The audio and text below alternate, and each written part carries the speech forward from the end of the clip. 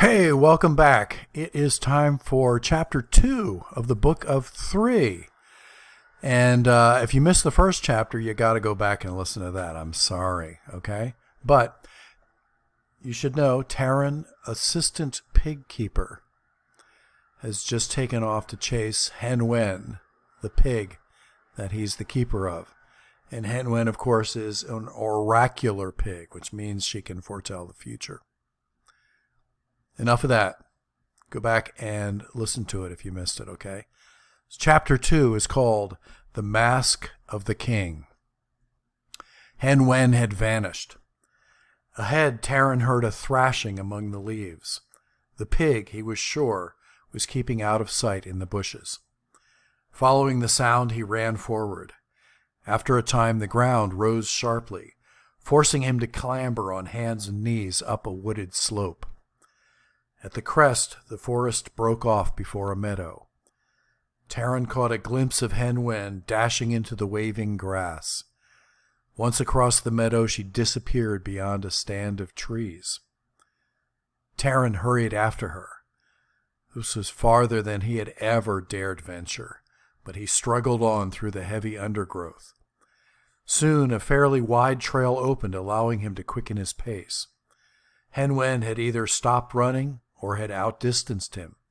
He heard nothing but his own footsteps. He followed the trail for some while, intending to use it as a landmark on the way back. Although it twisted and branched off so frequently, he was not at all certain in which direction Caer Dallben lay. In the meadow, Taryn had been flushed and perspiring. Now he shivered in the silence of oaks and elms. The woods here were not thick, but shadows drenched the high tree trunks, and the sun broke through only in jagged streaks. A damp green scent filled the air. No bird called, no squirrel chattered. The forest seemed to be holding its breath. Yet there was, beneath the silence, a groaning restlessness and a trembling among the leaves. The branches twisted and grated against each other like broken teeth. The path wavered under Taryn's feet, and he felt desperately cold. He flung his arms around himself and moved more quickly to shake off the chill. He realized, running aimlessly. He could not keep his mind on the forks and turns of the path. He halted suddenly. Hoofbeats thudded in front of him.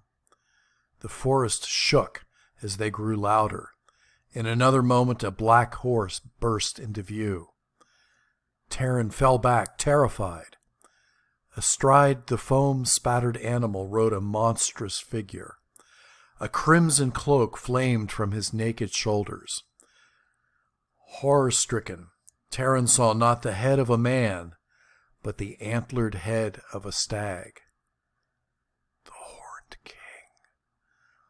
Taryn flung himself against an oak to escape the flying hoofs and the heaving, glistening flanks. Horse and rider swept by. The mask was a human skull. From it the great antlers rose in cruel curves. The Horned King's eyes blazed behind the gaping sockets of whitened bone. Many horsemen galloped in his train. The Horned King uttered the long cry of a wild beast, and his riders took it up as they streamed after him. One of them, an ugly, grinning warrior, caught sight of Taryn. He turned his mount and drew a sword. Taryn sprang from the tree and plunged into the underbrush.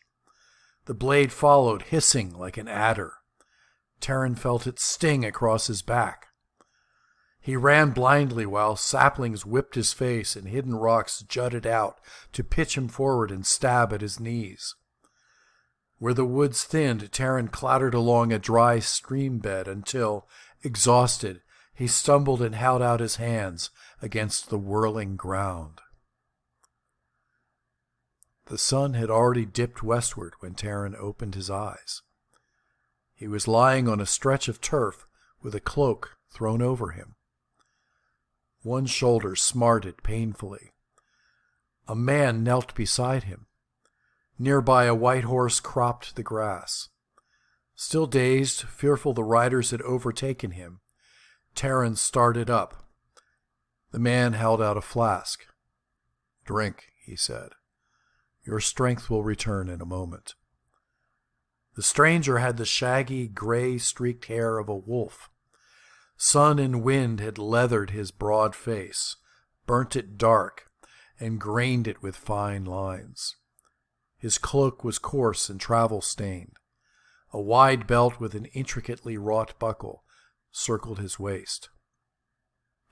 "Drink," the stranger said again, while Taryn took the flask dubiously. "You look as though I were trying to poison you." He smiled. "It is not thus that Gwydion, son of Don, deals with a wounded—" "Gwydion!" Taryn choked on the liquid and stumbled to his feet. "You are not Gwydion," he cried. "I know of him. He is a great war leader, a hero. He is not—" His eyes fell on the long sword at the stranger's belt. The golden pommel was smooth and rounded, its color deliberately muted. Ash leaves of pale gold entwined at the hilt, and a pattern of leaves covered the scabbard. It was truly the weapon of a prince. Taryn dropped to one knee and bowed his head. "Lord Gwydion," he said, "I did not intend insolence." As Gwydion helped him rise, Taryn still stared in disbelief at the simple attire and the worn, lined face. From all Dallben had told him of this glorious hero, from all he had pictured to himself, Taryn bit his lips. Gwydion caught Taryn's look of disappointment. "It is not the trappings that make the prince," he said gently, "nor indeed the sword that makes the warrior. Come," he ordered, "tell me your name and what happened to you. And do not ask me to believe you got a sword wound picking gooseberries or poaching hares." "I saw the Horned King," Taryn burst out. "His men ride the forest. One of them tried to kill me. I saw the Horned King himself. It was horrible, worse than Dallben told me." Gwydion's eyes narrowed. "Who are you?" he demanded. "Who are you to speak of Dallben?" "I am Taryn of Caer Dallben," Taryn answered, trying to appear bold, but succeeding only in turning paler than a mushroom. "Of Caer Dallben?" Gwydion paused an instant and gave Taryn a strange glance. "What are you doing so far from there? Does Dallben know you are in the forest? Is Coll with you?" Taryn's jaw dropped, and he looked so thunderstruck that Gwydion threw back his head and burst into laughter. "You need not be so surprised," Gwydion said. "I know Coll and Dallben well, and they are too wise to let you wander here alone. Have you run off, then? I warn you, Dallben is not one to be disobeyed." "It was Hen Wen," Taryn protested. "I should have known I couldn't hold on to her. Now she's gone, and it's my fault. I'm assistant pig keeper—" "Gone?" Gwydion's face tightened. "Where? What has happened to her?" "I don't know," Taryn cried. "She's somewhere in the forest." As he poured out an account of the morning's events, Gwydion listened intently. "I had not foreseen this," Gwydion murmured, when Taryn had finished. "My mission fails if she is not found quickly." He turned abruptly to Taryn. "Yes," he said, "I too seek Hen Wen." "You?" cried Taryn. "You came this far?" "I need information she alone possesses," Gwydion said quickly. "I have journeyed a month from Caer Dathel to get it. I have been followed, spied on, hunted, and now," he added with a bitter laugh, "she has run off." "Very well. She will be found. I must discover all she knows of the Horned King." Gwydion hesitated. "I fear he himself searches for her even now." "It must be so," he continued. "Hen Wen sensed him near Caer Dallben and fled in terror." "Then we should stop him," Taryn declared. Attack him! Strike him down! Give me a sword, and I will stand with you." "Gently, gently," chided Gwydion. "I do not say my life is worth more than another man's, but I prize it highly. Do you think a lone warrior and one assistant pig-keeper dare attack the Horned King and his war band?" Taryn drew himself up. "I would not fear him." "No," said Gwydion. "Then you are a fool. He is the man most to be dreaded in all Prydain. Will you hear something I learned during my journey, something even Dallben may not yet realize?" Gwydion knelt on the turf. "Do you know the craft of weaving? Thread by thread the pattern forms." As he spoke, he plucked at the long blades of grass, knotting them to form a mesh. "That is cleverly done," said Taryn, watching Gwydion's rapidly moving fingers. "May I look at it?" "There is a more serious weaving," said Gwydion, slipping the net into his own jacket. "You have seen one thread of a pattern loomed in Annuvin." "Aeron does not long abandon Annuvin," Gwydion continued, "but his hand reaches everywhere. There are chieftains whose lust for power goads them like a sword point. To certain of them Aeron promises wealth and dominion, playing on their greed as a bard plays on a harp. Aeron's corruption burns every human feeling from their hearts, and they become his liege men, serving him beyond the borders of Annuvin and bound to him forever." "And the Horned King?" Gwydion nodded. "Yes, I know beyond question that he has sworn his allegiance to Aeron. He is Aeron's avowed champion. Once again, the power of Annuvin threatens Prydain." Taryn could only stare, speechless. Gwydion turned to him. "When the time is ripe, the Horned King and I will meet, and one of us will die. That is my oath. But his purpose is dark and unknown, and I must learn it from Hen Wen." "She can't be far," Taryn cried. "I'll show you where she disappeared. I think I can find the place. It was just before the Horned King—" Gwydion gave him a hard smile. "Do you have the eyes of an owl to find a trail at nightfall? We sleep here, and I shall be off at first light. With good luck, I may have her back before—" "What of me?" Taryn interrupted. "Hen Wen is in my charge. I let her escape, and it is I who must find her." "The task counts more than the one who does it," said Gwydion. "I will not be hindered by an assistant pig-keeper who seems eager to bring himself to grief." He stopped short and looked wryly at Taryn. "On second thought, it appears I will. If the Horned King rides toward Caer Dallben, I cannot send you back alone, and I dare not go with you and lose a day's tracking. You cannot stay in this forest by yourself, unless I find some way—" "I swear I will not hinder you," cried Taryn. "Let me go with you. Dallben and Coll will see I can do what I set out to do." "Have I another choice?" asked Gwydion.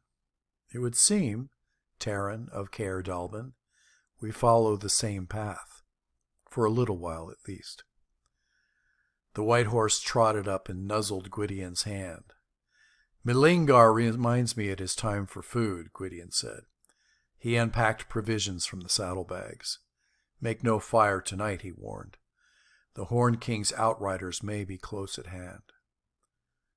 Taryn swallowed a hurried meal. Excitement robbed him of appetite, and he was impatient for dawn. His wound had stiffened so that he could not settle himself on the roots and pebbles. It had never occurred to him until now that a hero would sleep on the ground. Gwydion, watchful, sat with his knees drawn up, his back against an enormous elm. In the lowering dusk, Taryn could barely distinguish the man from the tree, and could have walked within a pace of him before realizing he was any more than a splotch of shadow. Gwydion had sunk into the forest itself. Only his green-flecked eyes shone in the reflection of the newly risen moon. Gwydion was silent and thoughtful for a long while. "So you are Taryn of Caer Dallben," he said at last. His voice from the shadows was quiet but urgent. "How long have you been with Dallben? Who are your kinsmen?" Taryn, hunched against a tree root, pulled his cloak closer about his shoulders. "I have always lived at Caer Dallben," he said. "I don't think I have any kinsmen. I don't know who my parents were. Dallben's never told me. I suppose," he added, turning his face away, "I don't even know who I am." "In a way," answered Gwydion, "that is something we must all discover for ourselves." "Our meeting was fortunate," he went on. "Thanks to you, I know a little more than I did, and you have spared me a wasted journey to Caer Dallben. It makes me wonder," Gwydion went on, with a laugh that was not unkind, "is there a destiny laid on me that an assistant pig-keeper should help me in my quest?" He hesitated. Or, he mused, is it perhaps the other way around? "What do you mean?" Taryn asked. "I'm not sure," said Gwydion. "It makes no difference. Sleep now, for we rise early tomorrow." End of chapter 2. Stay tuned next for chapter 3, which is called Gurgi. See you then.